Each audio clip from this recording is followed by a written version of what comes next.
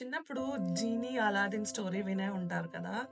ఆ story essence ఏంటి అంటే అలాదిన్ కి ల్యాంప్ దొరుకుతుంది where he will rub it and genie బయటకు వస్తాడు and he'll give him three blessings. Okay, three blessings లేకపోతే మూడు కోరికలు కోరుకో అని చెప్పేసి అంటాడు. So as usual story goes Aladdin మూడు కోరికలు కోరుకుంటాడు, ఎవ్రీథింగ్ డాన్స్. సో మన లైఫ్ లో జీనీ ఎవరు ఉన్నారు చెప్పండి? Nothing but universe. అండ్ ఈ యూనివర్స్ ఈ జీనీకి మూడు కోరికలు కాదు మనకి ఇస్తున్నది. Universe is giving us unlimited blessings. నువ్వు ఏది కావాలన్నా ఎన్నిసార్లన్నా కోరుకో అని చెప్పేసి అంటుంది. సో మేక్ షూర్ మీరు ఏదైతే అడుగుతున్నారు కదా అది ప్రజెంట్ టెన్స్ లో ఉంది. ఫర్ ఎగ్జాంపుల్, నాకు గుడ్ హెల్త్ కావాలి.